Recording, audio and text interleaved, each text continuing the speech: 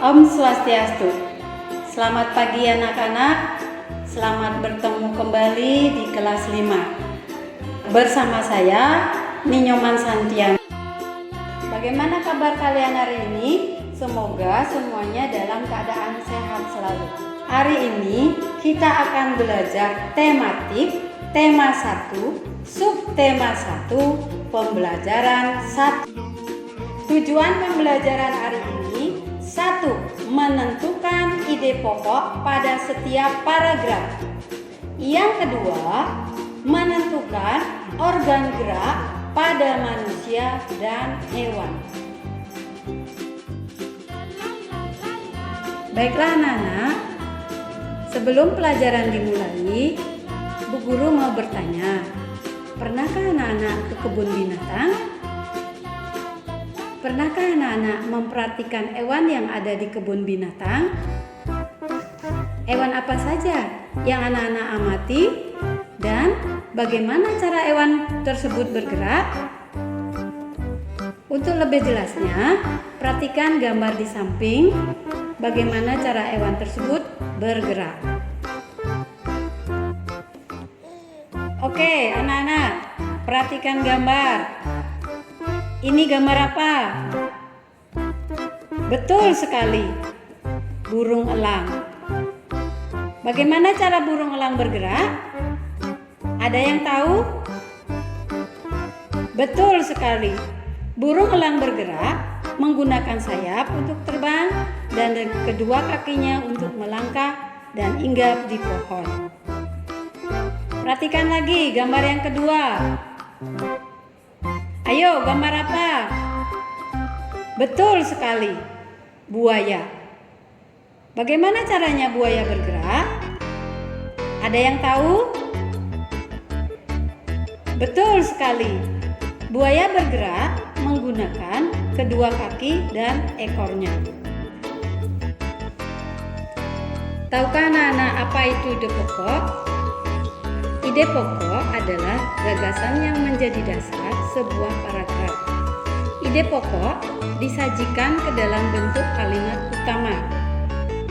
Kalimat utama yang membuat ide pokok ini biasanya berada di awal paragraf dan di akhir paragraf. Bagaimana cara menemukan ide pokok? Cara menemukan ide pokok adalah 1. Membaca teks bacaan secara utuh. Yang kedua, menentukan kalimat utama pada setiap paragraf. Yang ketiga, tentukan info penting dalam setiap paragraf. Yang keempat, ide pokok umumnya berada di awal paragraf dan di akhir paragraf. Yang kedua, apa itu kalimat pengembang? Kalimat pengembang adalah kalimat yang menjelaskan atau mengembangkan ide pokok.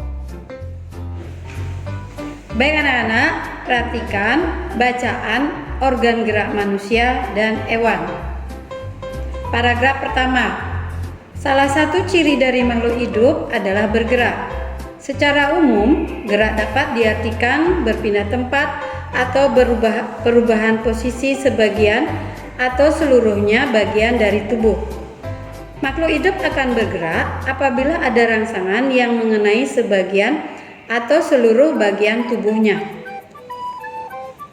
Anak-anak, tahukah ide pokok dari paragraf tersebut? Betul. Ide pokok dari paragraf itu adalah salah satu ciri dari makhluk hidup adalah bergerak. Kalimat pengembangnya adalah secara umum, gerak dapat diartikan berpindah tempat atau perubahan posisi sebagian atau seluruh bagian dari tubuh. Gerak pada manusia dan hewan menggunakan organ gerak yang tersusun dalam sistem gerak. Organ gerak berguna untuk berjalan, berlari, melompat, meloncat, memegang, menggali, memanjat, berenang, dan sebagainya.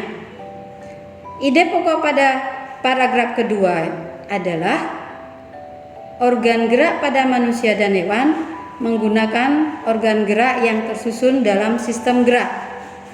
Sedangkan kalimat pengembangnya adalah organ gerak berguna untuk berjalan, berlari, melompat, meloncat, memegang, menggali, memanjat, berenang, dan sebagainya. Organ gerak pada hewan dan manusia memiliki kesamaan. Alat-alat gerak yang digunakan pada manusia dan hewan ada dua macam, yaitu alat gerak pasif berupa tulang dan alat gerak aktif berupa otot. Kedua alat gerak ini akan bekerja sama dalam melakukan pergerakan. Kerjasama antara kedua alat gerak tersebut membentuk suatu sistem yang disebut sistem gerak. Tulang disebut alat gerak pasif karena tulang tidak dapat bergerak dengan sendirinya. Tanpa adanya alat gerak aktif yang mempengaruhi tulang, maka tulang-tulang pada manusia dan hewan akan diam dan tidak dapat membentuk alat pergerakan yang sesungguhnya. Walaupun merupakan alat gerak pasif, akan tetapi tulang mempunyai peranan yang besar dalam sistem gerak manusia dan hewan. Otot disebut alat gerak aktif karena otot memiliki suatu senyawa kimia yang membuatnya dapat bergerak. Pada saat otot yang menempel pada tulang bergerak, otot tersebut akan membuat tulang bergerak. Baiklah anak-anak, kita akan kembangkan ide-ide pokok berikut menjadi sebuah paragraf. Ide pokoknya, organ gerak terdiri atas dua macam. Sedangkan pengembangnya yaitu organ gerak manusia terdiri dari dua macam. Ada organ gerak pasif yaitu tulang, ada juga organ gerak aktif yakni otot. Tulang dan otot memiliki fungsi masing-masing dalam sistem gerak manusia dan hewan. Baiklah anak-anak, pembelajaran hari ini sudah selesai. Bagaimana perasaan anak-anak? Apakah menyenangkan? Baiklah, kesimpulan pembelajaran hari ini adalah